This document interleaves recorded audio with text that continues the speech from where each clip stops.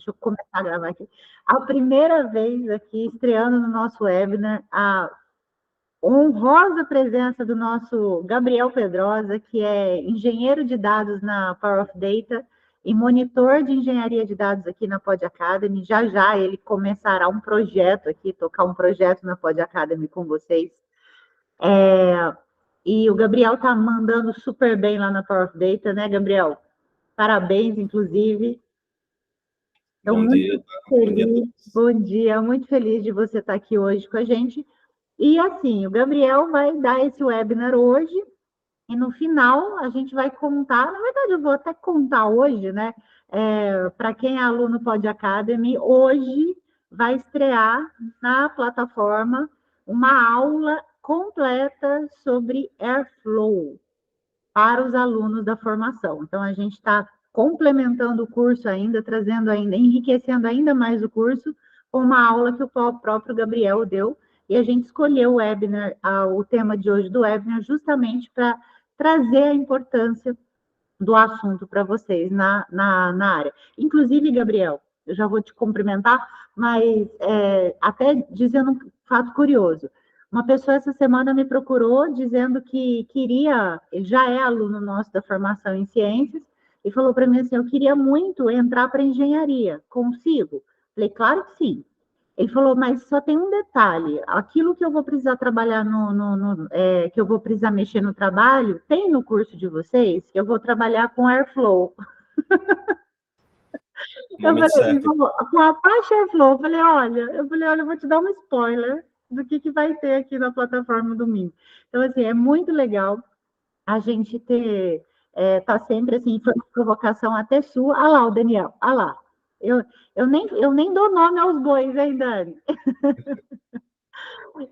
Mas aqui foi uma provocação até do próprio Gabriel, e aí a gente criou um módulo dentro da formação de engenharia de scheduler e automações, que a gente vai enriquecer ainda mais esse módulo, o professor Felipe vai trazer outras coisas também, Gabriel. Então, hoje é o dia da estreia para os alunos da formação, e a estreia também do Gabriel aqui, com a sua presença, abrindo o webinar.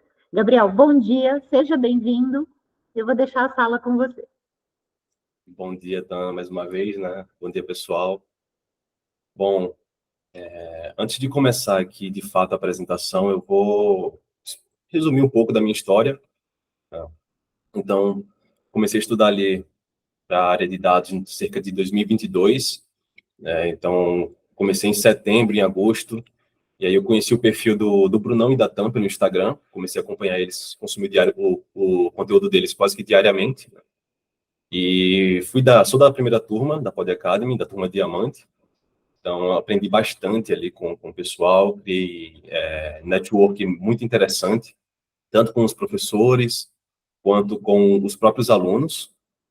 Participei do Hackathon, depois teve o curso de Ciência de Dados, e ali por volta, mais ou menos de maio de 2023, surgiu a minha primeira oportunidade para trabalhar como engenheiro de dados. Na verdade, foi um estágio para trabalhar como engenheiro de dados. E a Pod Academy, né, ela me proporcionou isso, esse aprendizado, que eu pude aplicar lá no meu trabalho. Trabalhei ali com um pouco de Python, de SQL, de Airflow. Passei um tempo nessa empresa, fui promovido e depois surgiu uma oportunidade na Power of Data, né? Então, hoje eu trabalho como engenheiro de dados na Power of Data e sou muito grato a Tan, ao Brunão, toda a equipe da Pod Academy por todo o conteúdo que eu aprendi aqui e também as relações, né, que eu obtive, os amigos que eu obtive aqui, tá? Então, vocês estão no caminho certo, tá? O pessoal aqui é bem preparado. Eu vou compartilhar minha tela aqui. Deixa eu só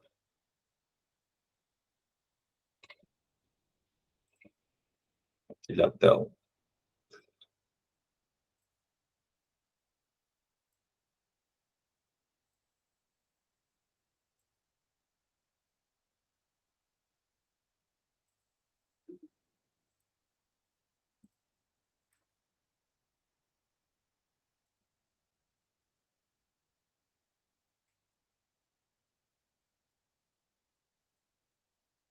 Vocês estão vendo aqui a minha tela? Estamos sim. Certo.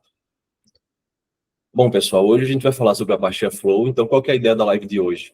A ideia é a gente abordar ali alguns conceitos iniciais do Apache Flow, qual problema o Apache Flow ele resolve, o que é o Apache Flow, e a gente introduzir ali alguns conceitos iniciais do próprio Apache Flow, e, por fim, ver um projeto ali na prática de implementação de orquestração com o Apache Flow. Tá? Então, antes de tudo, eu gostaria de conceituar o que é um fluxo de trabalho. Então, quando a gente pensa em fluxo de trabalho, a gente está falando ali de uma sequência de tarefas, uma sequência de etapas que serão executadas com um objetivo específico. Então, a gente pode pensar também no pipeline, né, no ETL, que é um tipo de pipeline. Então, por exemplo, um fluxo de trabalho de um ETL. Eu tenho ali a extração, transformação e o carregamento, né, no meu destino.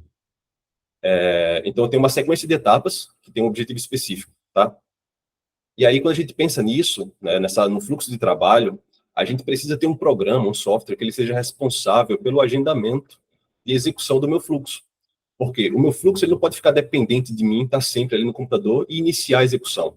Então, eu preciso de algo que ele gerencie isso para mim, quando eu não estiver no computador. Ou muitas das vezes, a gente tem o Apache Flow, por exemplo, em uma máquina no cliente. Então, a gente não tem essa possibilidade de estar executando o nosso script manualmente. Tá? Então, a gente precisa de uma ferramenta que seja responsável por iniciar a execução desse fluxo de trabalho. Quando a gente pensa ali num sistema Linux, no sistema Windows, no sistema Linux a gente tem um cron job, tá? Que ele vai conseguir ali, a gente consegue agendar, criar agendamentos de execução do nosso script. E no Windows a gente tem um agendador de tarefas, que a gente também consegue agendar a execução dos nossos programas. Então, dito isso, a gente já entendeu o que é um fluxo de trabalho, a gente vai entender agora o que é o Apache Airflow. O Apache Airflow, primeiro, ele não é uma ferramenta de ETL, tá? Muita gente confunde isso. Uma ferramenta de ETL, ela de fato vai extrair, processar e carregar os dados. O Apache Airflow, ele é um orquestrador de fluxos de trabalho. Então, a gente já entendeu o que é um fluxo de trabalho, e o orquestrador vai ser aquela ferramenta que vai gerenciar a execução das suas etapas. Então, por exemplo, eu tenho 3 etapas, certo? Eu posso informar para a Apache Flow que eu quero executar esse meu fluxo de trabalho todos os dias, às 9 horas da manhã. Então, a Apache Flow ele vai cuidar da execução desse meu fluxo. A gente pode passar também as dependências. Então, eu quero que seja executada a tarefa A, depois a tarefa B, depois a tarefa C. A Apache Flow vai cuidar para que a ordem de execução seja seguida, tá? Se uma tarefa minha falhar, o que o Apache Flow vai fazer? A gente pode tentar mais uma vez a execução daquela tarefa, a gente pode pular a execução dessa tarefa e continuar o nosso fluxo, a gente pode disparar um e-mail. Então, o Airflow ele vai orquestrar, tá? Ele vai gerenciar, vai ser o responsável pelo nosso fluxo de trabalho. Então, no terceiro ponto, eu coloquei aqui a criação, execução e monitoramento. Workflow as code, ou seja, a gente cria o nosso fluxo de trabalho com código, com Python, o que já é bastante interessante, porque para a nossa área de dados a gente está em constante contato ali com o Python, e isso se torna um facilitador na hora de aprender o Airflow. E, por fim, criação de DAGs, tarefas e suas dependências, que nós vamos entender agora. Então, aqui eu coloquei o conceito que está na documentação do Apache Airflow, que diz que o Airflow é uma ferramenta open source para desenvolvimento, agendamento e monitoramento de fluxos de trabalho. Vocês percebem aqui que em nenhum momento ele fala ali de ETL. Bom, o primeiro conceito do Airflow são as DAGs. Quando a gente pensa no fluxo de trabalho, a gente pensa numa DAG. Uma DAG nada mais é do que uma coleção de tarefas e suas dependências. Então, eu tenho uma imagem aqui, um exemplo, do que é um fluxo de trabalho, ou pode chamar de DAG também. Em que cada retângulo desse daqui, ele representa uma tarefa da minha DAG, certo? E as linhas aqui, ou as setas, elas representam as relações ou as dependências entre essas tarefas. Então, o que é que eu posso supor aqui na nossa DAG? Que a second task, ela depende da execução da first task. Tá? Então, a nossa segunda tarefa só vai ser executada quando a primeira tarefa tiver sido executada com sucesso. Depois da segunda tarefa, a gente tem aqui uma branching, que a gente chama, tá? Uma ramificação. Então, eu vou ter a terceira e a quarta tarefa que serão executadas em paralelo. Eu não preciso esperar que a quarta tarefa, eu não preciso esperar para que a terceira tarefa seja concluída. Eu posso executar em paralelo as duas. Tá? Então, a gente ganha uma performance aqui. Então, isso daqui é um exemplo de uma DAG, tá bom? Então, no retângulo, ele representa as nossas tarefas. Aqui eu tenho o nome da nossa tarefa, first task. Aqui eu tenho o status da nossa tarefa, tá como sucesso. E eu tenho aqui o tipo de operador da minha tarefa. As tarefas, elas possuem, assim como as DAGs, elas possuem status. Então, quando uma DAG ela executa, ela pode falhar ou pode ser executada com sucesso. Se ela for executada com sucesso, ela vai ter um status de sucesso. E ela, nas nossas tarefas, da mesma forma. Quando a gente executa, ela também ela obtém um status. Então, aqui nesse caso, foi um status de sucesso. Então, como eu falei, o Airflow, ele representa os fluxos de trabalho como DAGs. Ele é escrito em Python, e as nossas DAGs ficam armazenadas dentro de um diretório chamado de DAGs. Aqui eu trouxe um exemplo de uma declaração de DAG, de como a gente cria uma DAG no Apache Airflow. Então, a gente importa a classe DAG do módulo Airflow, e a gente instancia aqui e passa alguns parâmetros que são essenciais para a execução da nossa DAG. Falando de DAG ainda, né? O que significa DAG? Como eu falei, é uma coleção de tarefas e suas dependências. Mas a DAG, ela também é um acrônimo, tá? Então, o que ela significa? Direcionado, acíclico e grafo.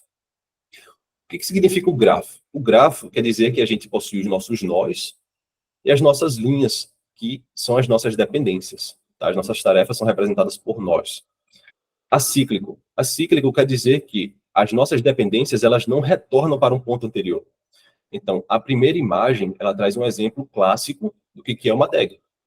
Então, tem os nossos nós, as nossas tarefas, as nossas dependências, e ela não retorna para uma tarefa anterior.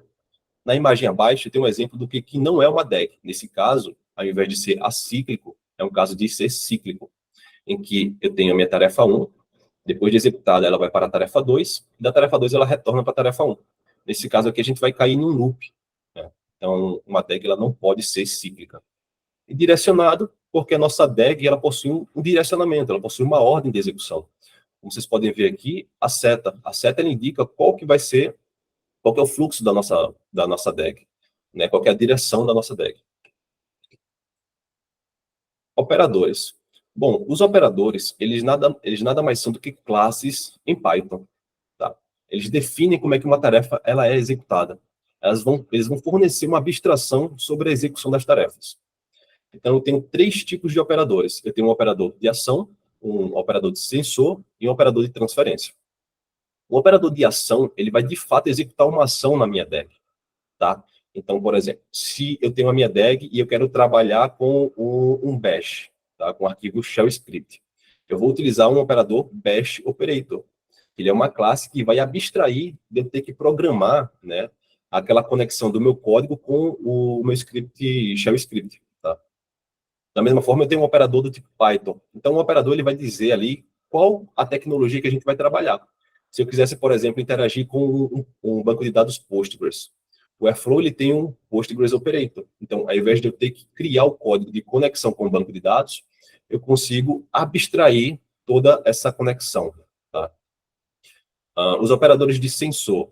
Os operadores de sensor, eles são operadores que eles vão esperar com que um evento ocorra para que aquela nossa tarefa seja executada.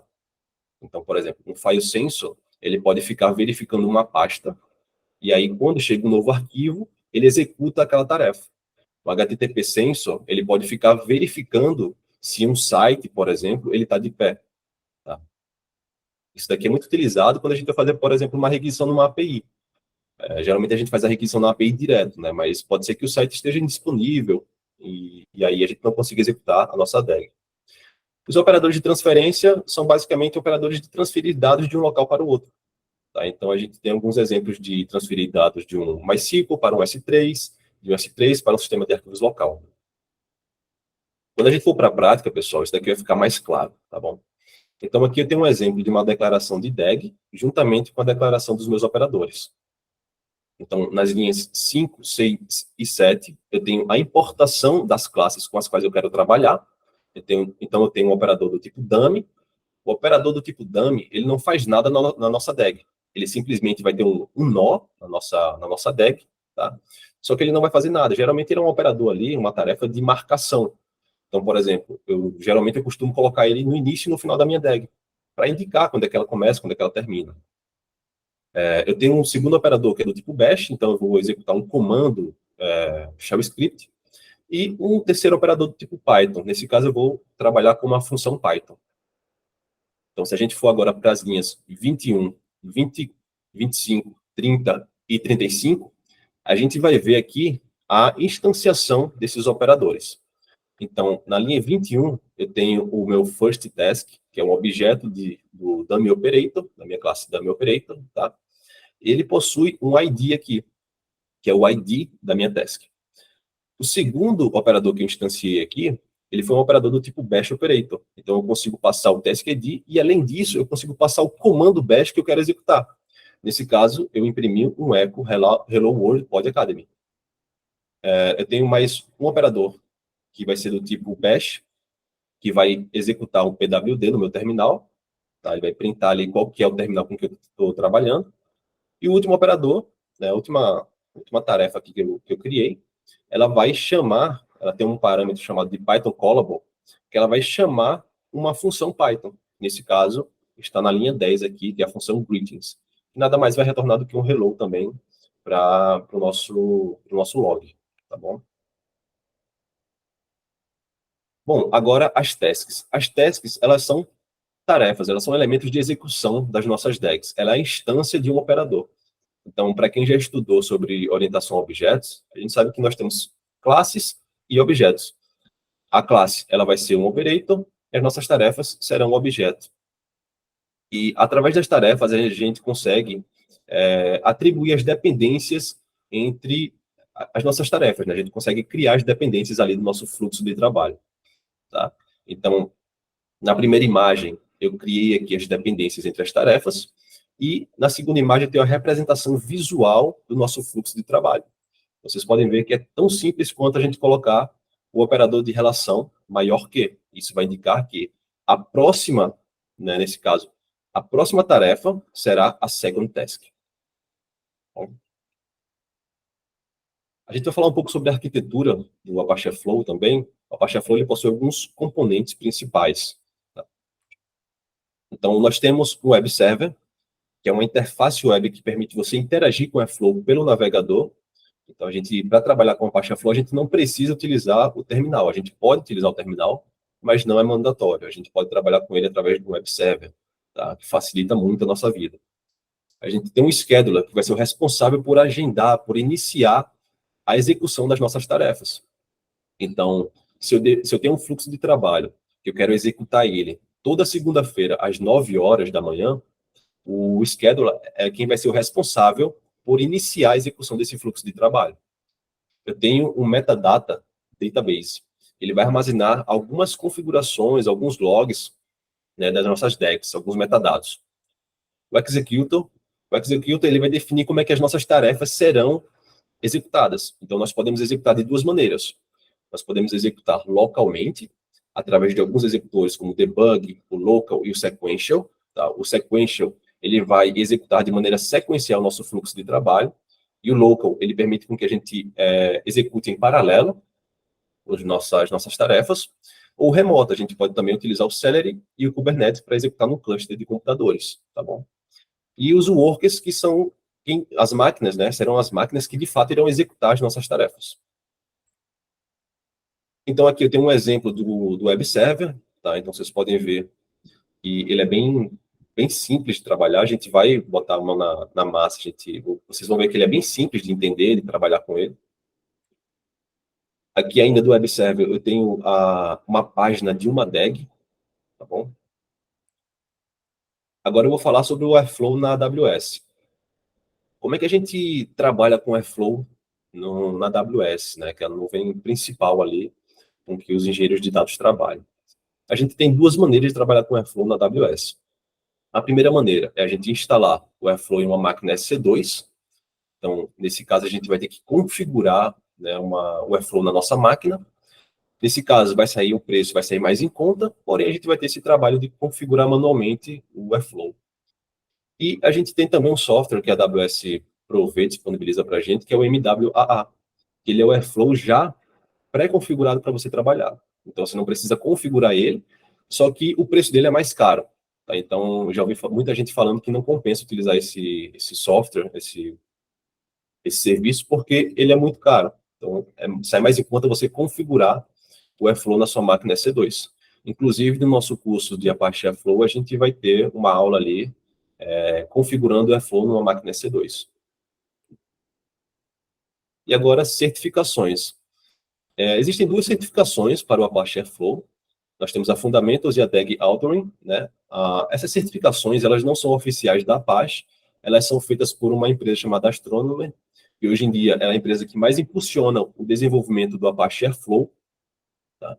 Então, como eu disse, não são certificações oficiais, mas são certificações que vão comprovar ali que você tem um certo conhecimento na ferramenta. E agora a gente vai para o hands-on. Tá? Então, qual que vai ser o nosso trabalho hoje aqui? A gente vai simular, nós temos um data lake, tá? E nós teremos duas DAGs aqui. A primeira DAG, ela será responsável pela ingestão de dados em um data lake. E a nossa segunda DAG será responsável por processar esses dados que acabaram de cair no nosso bucket de ingestão. Tá? Então, a nossa primeira DAG, a gente vai fazer uma requisição numa API, a gente vai processar esse dado, a gente vai criar um data frame com pandas ali, vai salvar localmente e vai carregar para um bucket no S3, chamado de ingestion. Depois disso, o que é que vai acontecer? Na minha segunda DAG, eu tenho uma tarefa que ela tem um sensor. Então, ela espera com que esse dado seja carregado no S3.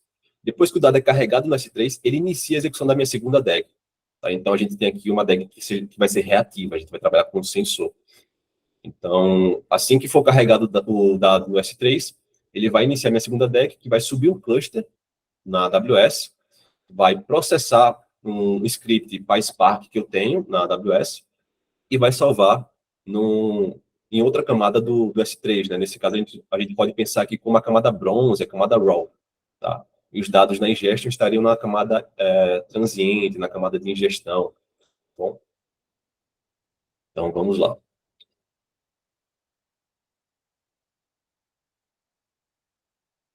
Antes, pessoal, eu gostaria de mostrar para vocês aqui a API com que a gente vai trabalhar, que é a Random User. Essa API, ela retorna para a gente dados de uma pessoa toda vez que a gente faz uma nova requisição. Então, se eu atualizar aqui, vai aparecer outra pessoa. Eles possuem uma documentação aqui, tá bom? Então, eu consigo fazer uma requisição passando a quantidade de registros que eu quero. A gente copiar isso daqui e jogar aqui. Colocar 2. Esse daqui vai ser o retorno que a gente vai ter. Tá? Então, vou ter aqui os nomes da pessoa, da primeira pessoa, e algumas informações, tipo o sexo da pessoa, o endereço, username, e-mail, data de nascimento, idade, nacionalidade. E aqui da segunda pessoa, a mesma coisa. Tá bom? Então, vou mostrar aqui o código para vocês. Aqui é a minha pasta onde o Airflow está instalado. Tá? Então, nesse caso, eu estou trabalhando com o Docker. Tem um arquivo Docker aqui, Compose. Ele vai ser responsável ali por... o meu Airflow já vai estar configurado, né? Ele vai subir o meu Airflow. E aqui eu tenho as pastas principais. Então, como eu falei para vocês, as DAGs ficam dentro da pasta DAGs. Tá? Se eu vier aqui em Live, eu vou ter o meu primeiro script. Então, o que aqui esse meu primeiro script faz, né? Aqui, ele faz a importação da nossa classe de DAG. Importo o operador do tipo Python e importo duas classes que eu criei para trabalhar, uma para trabalhar com API e outra para trabalhar com S3. Tá bom? Então, aqui eu faço a declaração da minha DAG, passo o DAG ID, qual que vai ser pessoal, diferente do... Quando a gente cria um script Python, a gente coloca o nome no nosso script, mas o nome da nossa DAG, ele vai estar aqui no DAG ID, tá bom? Então, o nome da nossa DAG não é o nome do nosso script. Eu tenho uma descrição, eu tenho a data da primeira execução da minha DAG, eu tenho o intervalo de execução da minha DAG. Nesse caso aqui, eu estou trabalhando com cron time, tá? Então, isso daqui vai indicar que eu vou executar a cada 1 minuto, eu vou executar a nossa DAG. Coloquei algumas tags e coloquei o catch-up como false. O catch-up, por padrão, ele vem como true. O que acontece? o catch-up, quando a gente vai executar a nossa DAG, né, por exemplo, nesse caso eu coloquei aqui a primeira execução no dia 1º de fevereiro, tá? Coloquei uma data no passado. Se o catch-up tivesse como true aqui, quando eu fosse iniciar a minha DAG pela primeira vez, o que o Airflow ia fazer? Ele ia pegar a data atual, certo? A data de hoje, e ele ia verificar qual que é a data da primeira execução. No caso, foi dia 1º de fevereiro. Ele ia contabilizar o número de execuções que eu tenho da data de hoje para a data 1º de fevereiro, de acordo com a frequência da execução da nossa DAG. Então, ele iria contabilizar quantas vezes a nossa DAG deveria ter sido executada, e ele vai executar, tá? Então, se fosse diário aqui, por exemplo, ele ia contar o número de dias que se passaram de hoje até o dia 1º de fevereiro e iria executar. Quando eu coloco como false, ele não executa, tá? Ele não faz ele não retroage, tá bom? Então, aqui eu criei a primeira tarefa, Request API, do tipo Python Operator, tá?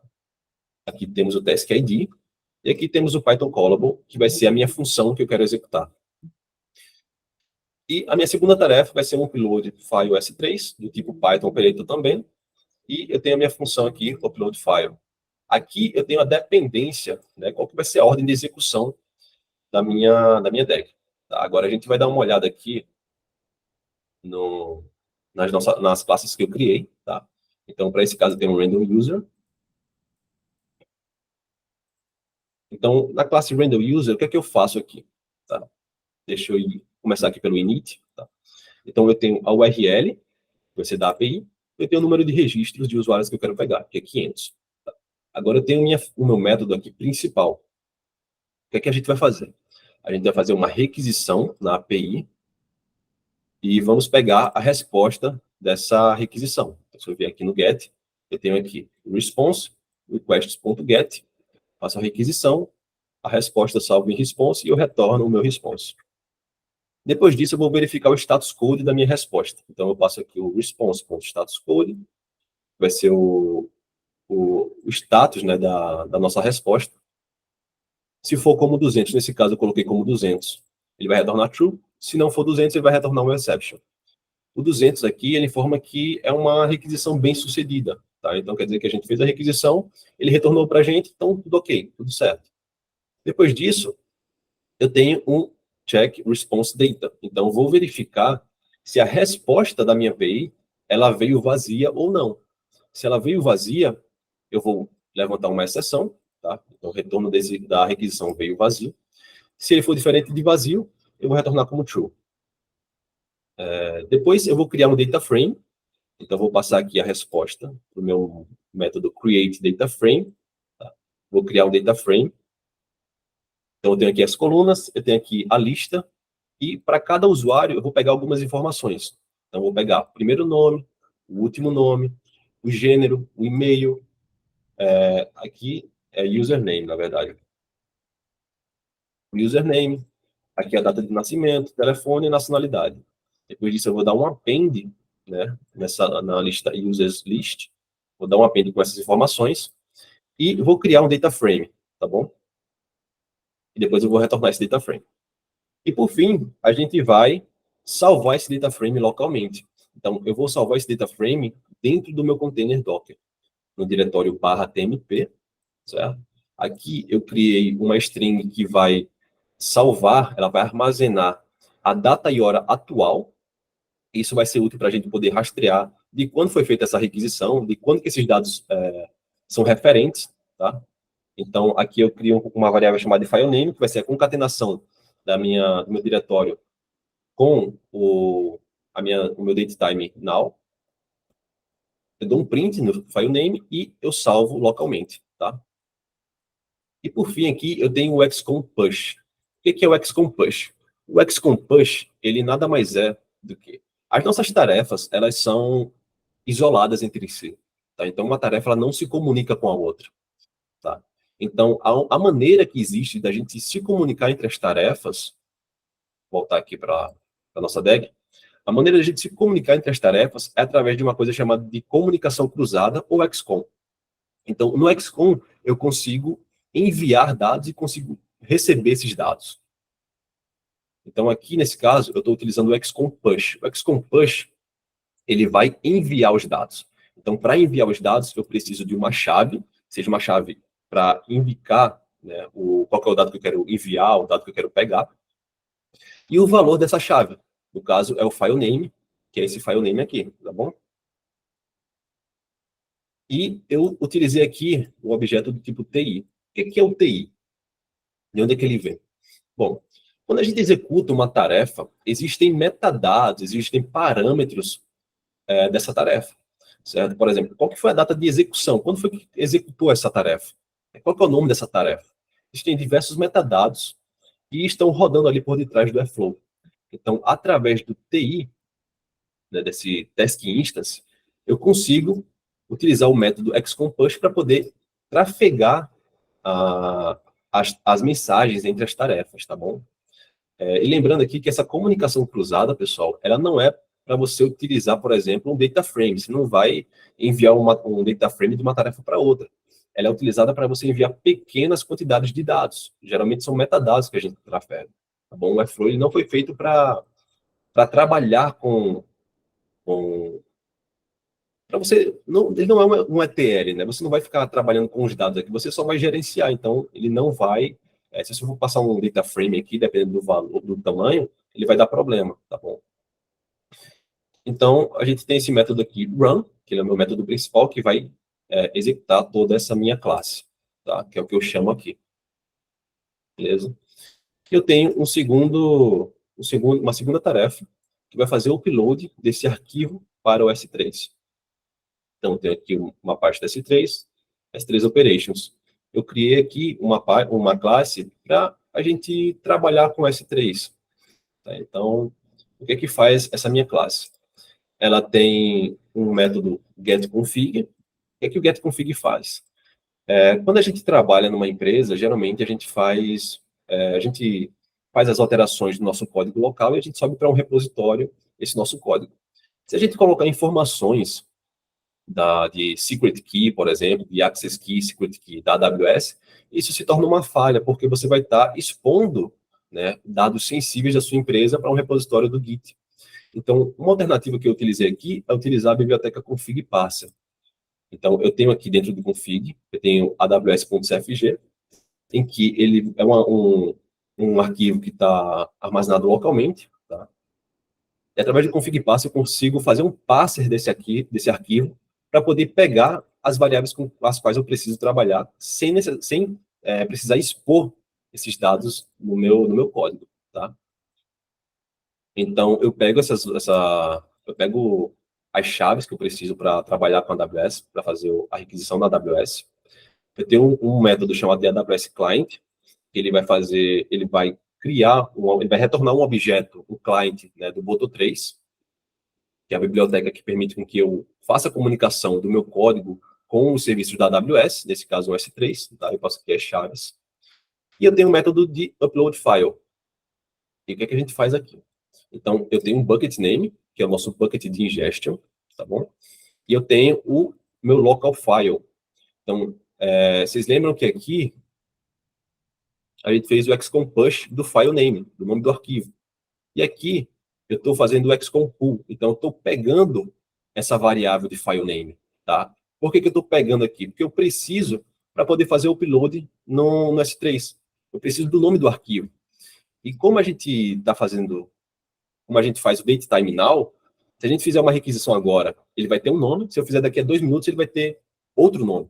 Então, eu preciso saber qual que é o nome daquele arquivo que eu estou trabalhando nessa execução, tá? Então, eu utilizo aqui o XCOM pool e só preciso passar qual que é a chave, né, do meu XCOM. Nesse caso é o file name. Então, aqui tem um file e o key do S3. Então, o key do S3, eles são, digamos assim, os subdiretórios do seu bucket, tá? Então, você tem um bucket e você tem a key. Aqui é o subdiretório, são os subdiretórios do seu bucket, tá? Então, nesse caso, a gente vai salvar no bucket ingestion, dentro da pasta users, e aqui eu vou ter, vai estar armazenado dentro de acordo com a geração do seu arquivo, tá? Vou mostrar para vocês. E aqui eu faço o upload, tá bom? Então, se a gente vier aqui, mostrar aqui um Data Lake simples, né, que eu criei somente para essa live. A gente vê aqui em Ingestions. Eu vou ter aqui os assuntos, né, do meu Data Lake. Se eu vier em Users, eu vou ter aqui todas aquelas requisições que eu já fiz, tá? Então, a gente salva de acordo com o dado a data de referência em que aqueles dados foram gerados, tá bom? Então, se eu abrir aqui, eu vou ter aqui o meu arquivo, beleza? Então, esse daqui é o nosso bucket de ingestion. Além disso, eu tenho um bucket onde eu armazeno os meus códigos, tá? Então, eu tenho aqui scripts. O código que a gente vai trabalhar vai ser esse lakeusers.py.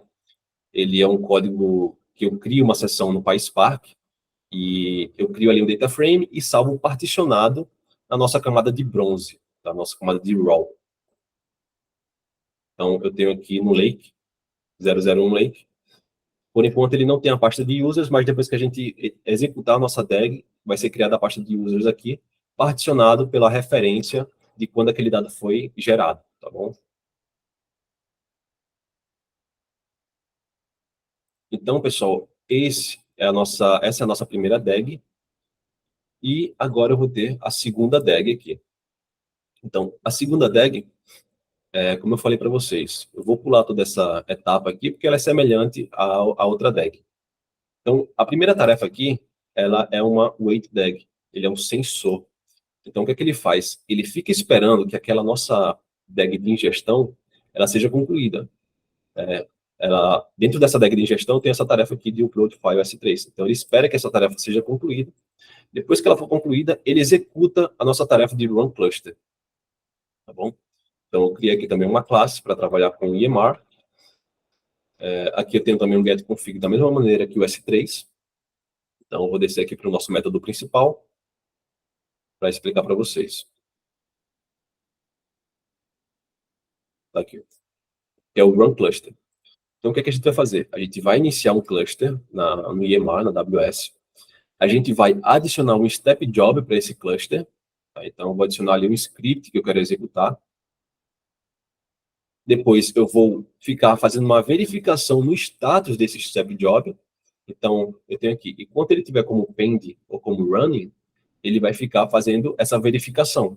Tá? Então, ele verifica o status do meu step job, ele pega o estado do step job, caso esteja como pend ou running, ele espera 7 segundos e faz novamente essa verificação. Se o estado tiver como completed, quer dizer que nosso step job foi concluído com sucesso, a gente pode sair desse while e, caso ele obtenha outro status, por exemplo, de falha, ele vai lançar uma exceção.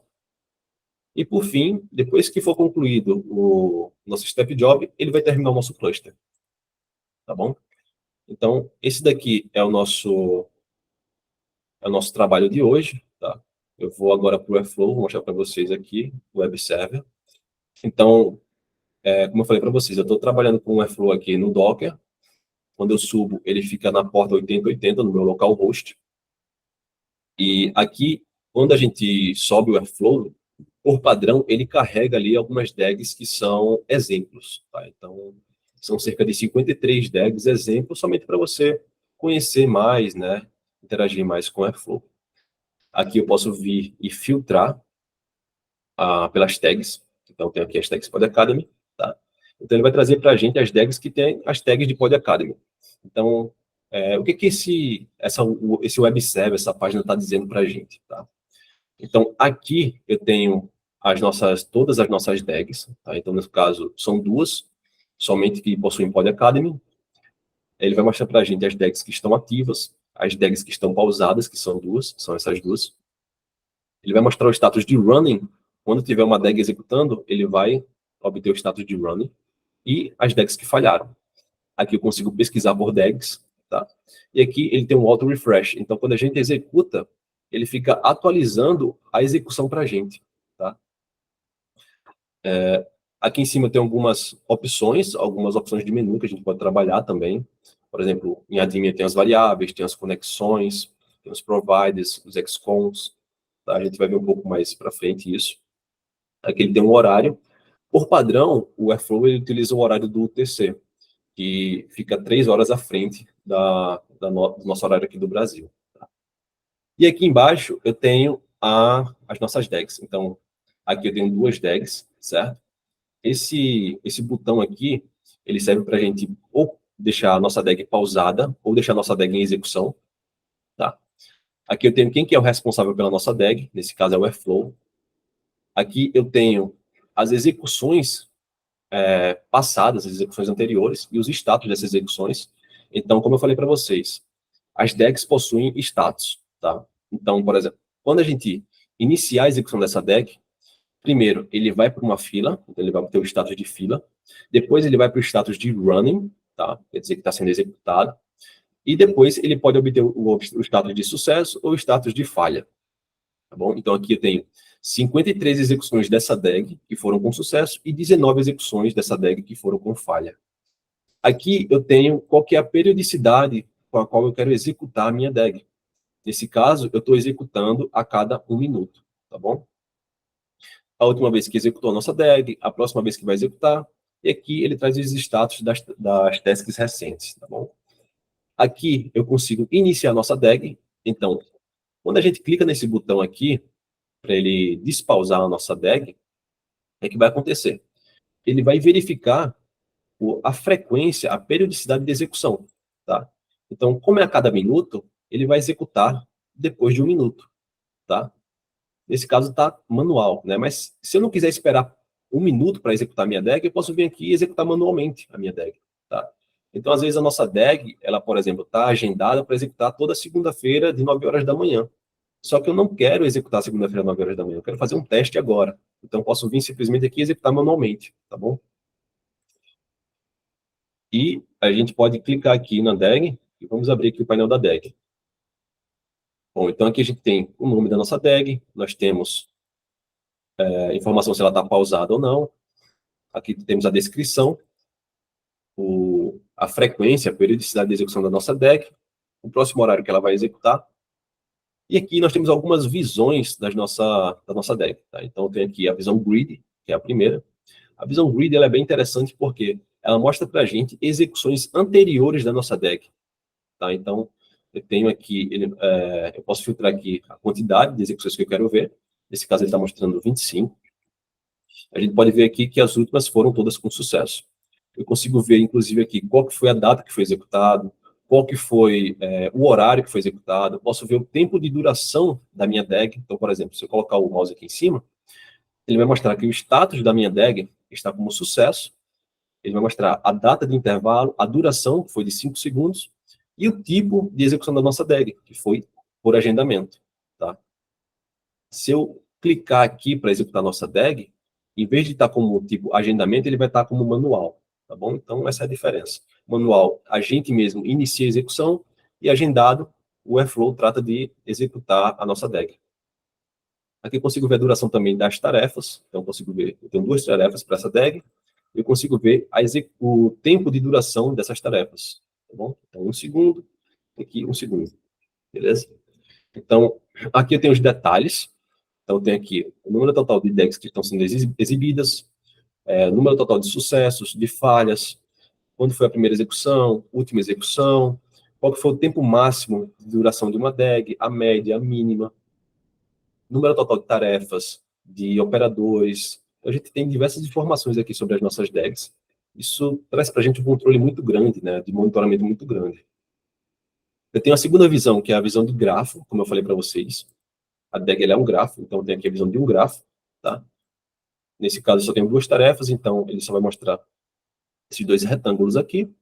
Ele mostra qual que é o nome da minha tarefa, o tipo do operador e a relação que eu tenho aqui. Então, primeiro vai executar o request API e depois o upload file S3. A gente sempre olha da esquerda para a direita. Tá?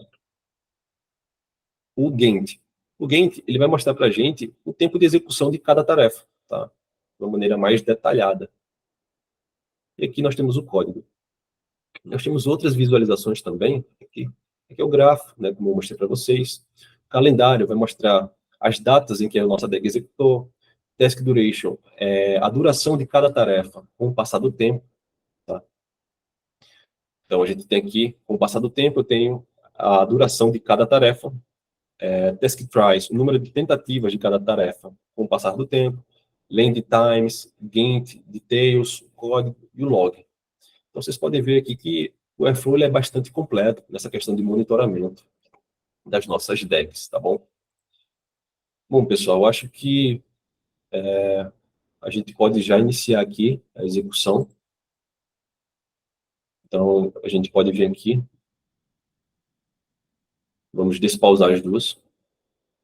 Ele vai atualizar, já está rodando a nossa DEG aqui. Tá vendo? Aqui eu posso tirar o pause já. Ele está executando aqui, vamos dar uma olhada. Está executando. Vamos olhar aqui o log.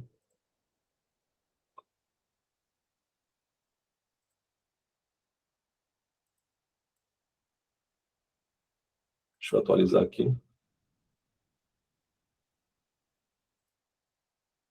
Acho que deu algum problema aqui. Vamos tentar novamente.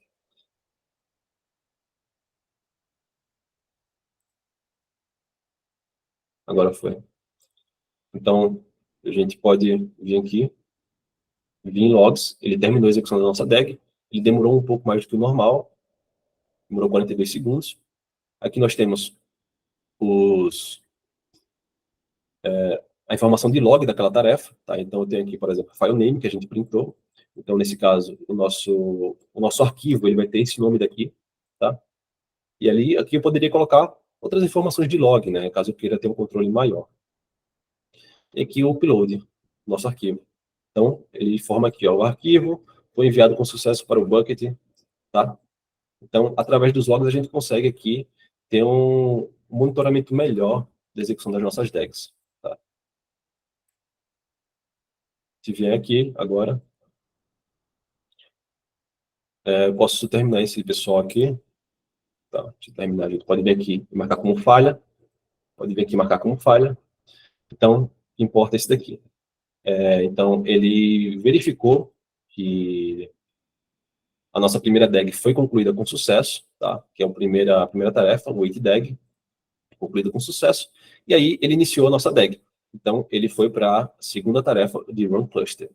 Então, se a gente ver aqui, ele já está subindo o nosso cluster, aqui ele printou o ID do nosso cluster, printou o step job, então ele já adicionou o step job, e aqui ele printa o status do nosso cluster, tá bom?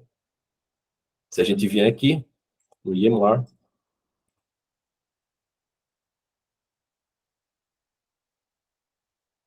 a gente pode ver que ele já está subindo aqui um cluster, tá? Esse daqui não precisa. Ele subiu mais de um porque eu coloquei um tempo de 1 minuto ali, um tempo muito pequeno, para que a gente não ficasse esperando aqui, tá? Então, ele está subindo nosso cluster, starting. Se eu vier aqui em steps, eu tenho o step job que a gente adicionou, tá? Então, eu tenho aqui o script, eu falei para vocês, que vai ser executado, que é o lake users, tá bom? Aqui tem informações das instâncias que a gente está trabalhando, tá? Então, tá provisionando ainda a máquina para a gente. E aqui tem algumas informações da aplicação, né, que a gente vai trabalhar. Nesse caso, vai ser somente o Spark. Tá? Coloquei somente o Spark. A versão do EMR. Tá bom? Então, a gente tem diversas informações aqui. A gente pode acompanhar tanto pelo EMR quanto pelo nosso Airflow aqui. Tá? Então, está aqui como pending. Beleza? Então, agora a gente vai esperar o cluster subir. Depois que subir, ele vai executar o nosso script, vai salvar na nossa camada de bronze e vai terminar o cluster. Tá bom? Beleza, pessoal? Então, ele está rodando aqui. Vocês têm alguma dúvida enquanto isso?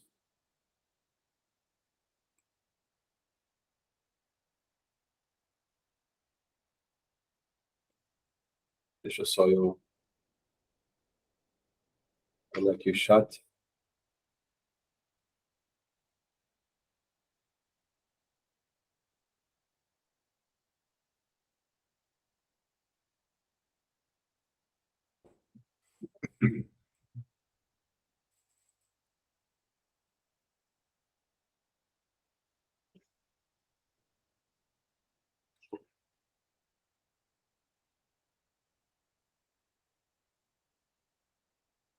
Se tem alguma dúvida aqui, pode perguntar, tá, pessoal? Enquanto está rodando ali, vai demorar cerca de 7 minutos, 6 minutos para poder subir. Enquanto isso, eu vou só colocar aqui o carregador no meu notebook.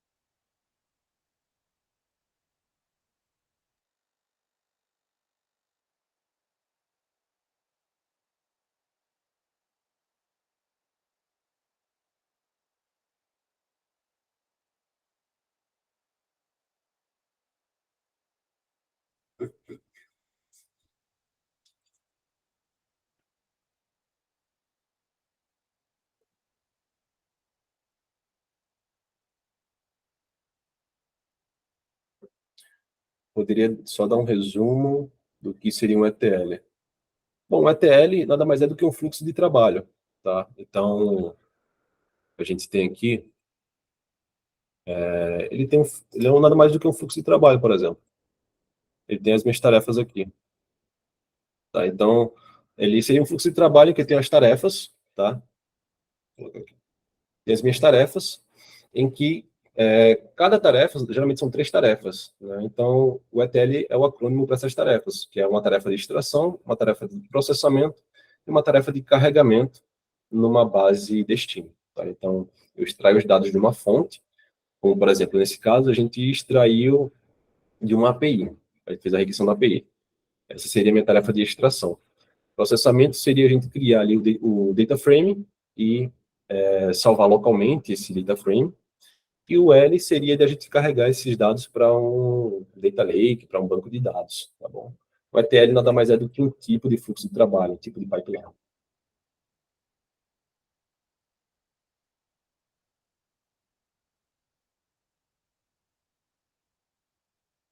Acho que só tenho essa pergunta por enquanto.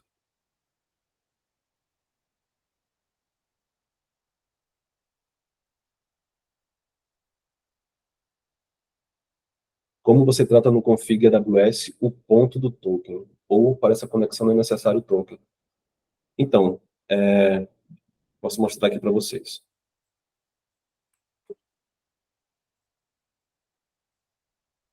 Deixa eu abrir aqui. Então, como eu falei, eu tenho um arquivo de configuração aqui, tá? Eu posso criar aqui um exemplo. AWS.7G. Tá? Então, eu tenho um arquivo de configuração, e a estrutura dele é basicamente essa. AWS, deixa eu vir aqui, copiar essas chaves, copiar tudo aqui. E aqui eu tenho a minha secret key, tá? Então, secret. Então, essa é a estrutura do meu arquivo de configuração.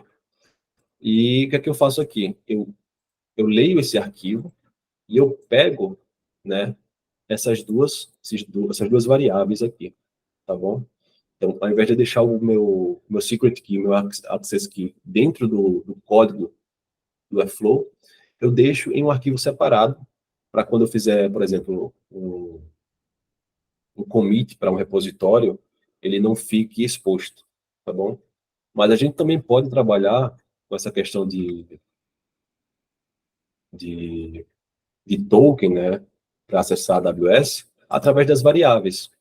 Então, por exemplo, o Airflow ele permite com que eu crie variáveis e eu consiga acessar essas variáveis dentro das minhas DEX. Tá? Então, por exemplo, eu posso criar uma variável aqui chamada de teste, o valor é teste, tá? Salvar, e vai ficar aqui uma chave chamada task, e aqui é o valor de teste. Posso criar essas variáveis e posso acessar através do meu código. Isso daqui é muito útil porque a gente não precisa alterar o nosso código para poder, por exemplo, eu preciso alterar a variável, não preciso entrar no meu código e alterar, tá? Eu posso simplesmente vir aqui no web server do Airflow e alterar aqui pelo web server, tá? Mas qual que é seria um problema aqui, né? Nesse caso, vocês podem ver que aqui o valor ele fica exposto. a gente tem também os connections aqui. Então, as conexões, elas permitem com que a gente interaja, né, faça uma integração com outro sistema e não fica necessariamente exposto à nossa senha, tá? Então, por exemplo, connection type. Existem alguns tipos de conectores, de conexões, tá? Então, por exemplo, eu tenho aqui o Postgres. Se eu selecionar esse tipo de conexão, eu posso passar aqui o host, qual que é o host do meu banco de dados, qual que é o nome do banco, qual que é o login, qual que é a senha, qual que é a porta, tá? E eu salvar aqui. Quando eu salvar, a minha senha, ela não vai ficar visível, tá? Ela vai ficar mascarada aqui. Então, essa daqui é outra maneira da gente criar uma conexão. Então, posso também ter o da AWS, que é o Amazon Web Services. Então, eu posso colocar aqui o meu secret key, o access key e o secret key. Da mesma maneira, eu consigo acessar através do meu código, tá bom? E aqui eu posso mostrar para vocês outra coisa. Quando está carregando ali.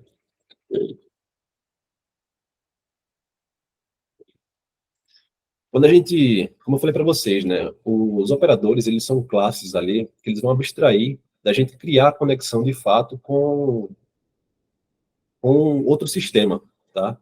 Então, por exemplo, se eu quiser trabalhar com Postgres, eu vou ter um Postgres Operator, tá? Então, em vez de a gente criar ali o código de utilizar um SQL Alchemy, ou a gente utilizar um PsychoPG2, uma biblioteca para interagir com o banco de dados, a gente pode simplesmente utilizar o Postgres Operator.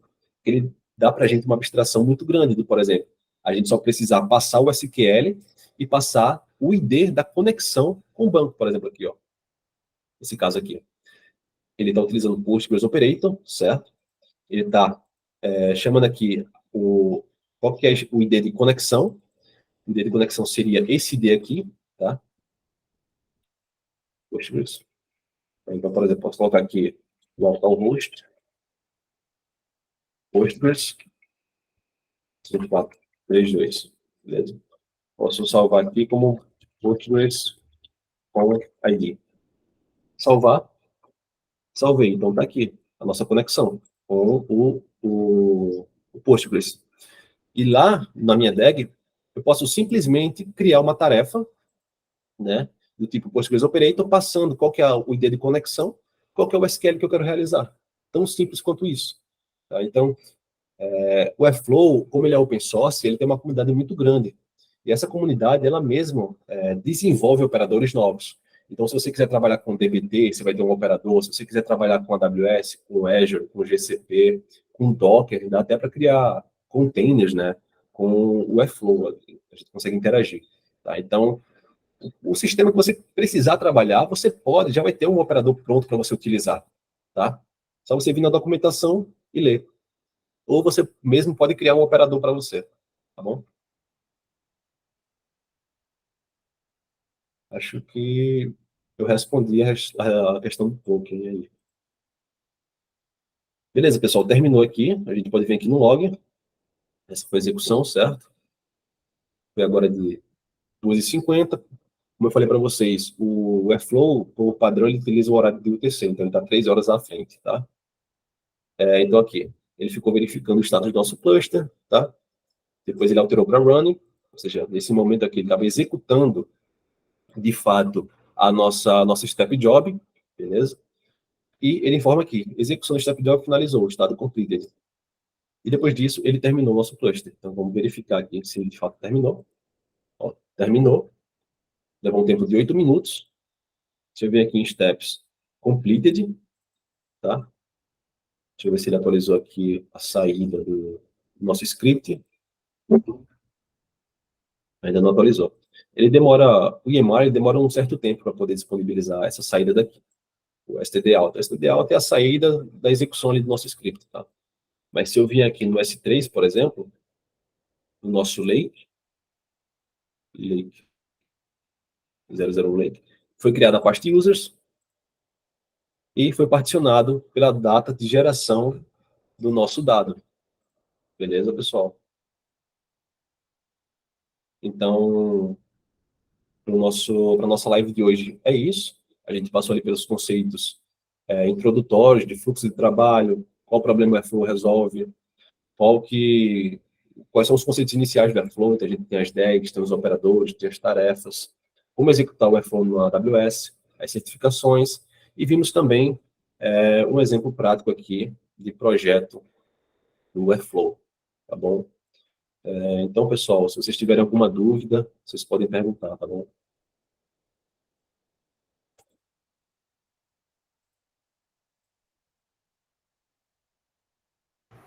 Bom, primeiramente, pode falar pelo microfone, Gabriel? Ou tem que ser mandar pelo texto?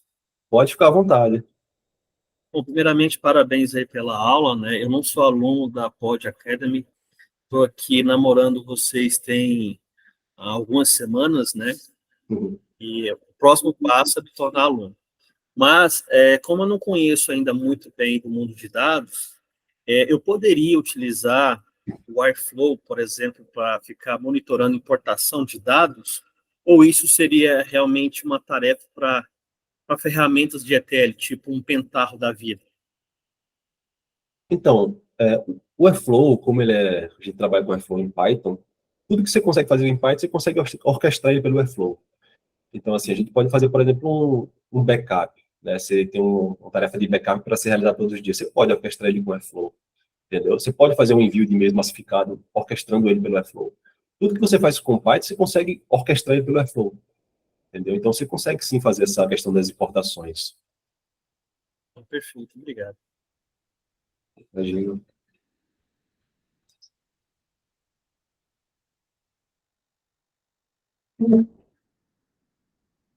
Ah, tá. Entendi. Quando usamos a autenticação de duas etapas na AWS, além dessas credenciais, a gente tem um token que é gerado pelo MFA. Daí, por exemplo, o deliver, a gente precisa ficar ajustando manualmente. Entendi.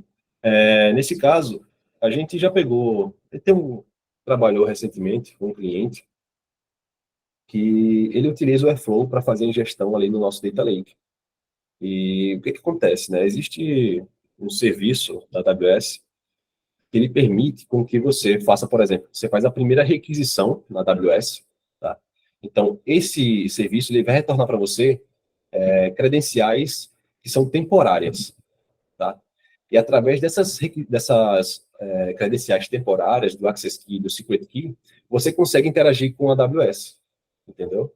Então, de fato, você tem um MFA, né? Você configura ali no código o seu código do MFA, configura ali quais são a sua Access Key e a sua Secret Key, faz a requisição do serviço, e aí esse serviço ele vai retornar para você um acesso temporário, tá? E aí você consegue interagir com a AWS.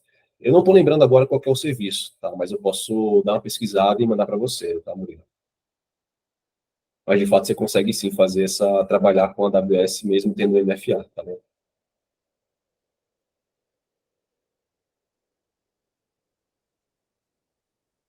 Imagina.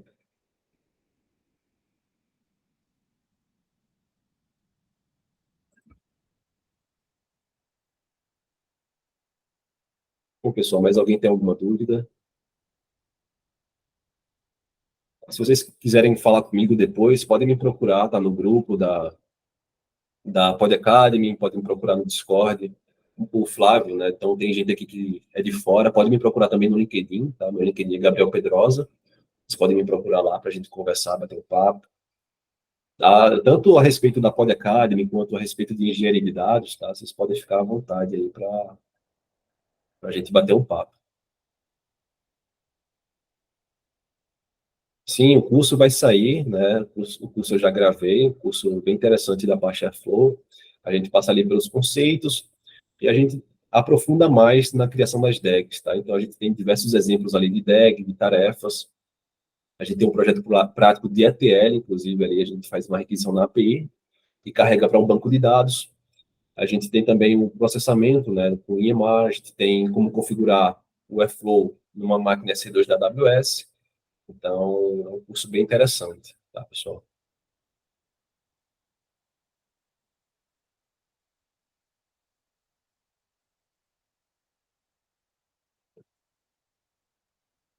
Bom, então, acho que o pessoal aqui não tem mais dúvidas. Gabriel, eu achei a aula fenomenal. O Bruno apareceu aqui para dar uma olhadinha também aqui, ó. Peraí. Obrigado. Então. Ô, Bruno. Fala, galera, beleza? Beleza? Muito bom, cara, muito bom. A Apache Airflow fundamental nos processos de engenharia de dados, e não só de engenharia de dados, né? A gente pode usar ele na ciência de dados também. A gente pode orquestrar as features da AWS para fazer escoragem de um modelo estatístico, de um modelo usando machine learning até inteligência artificial.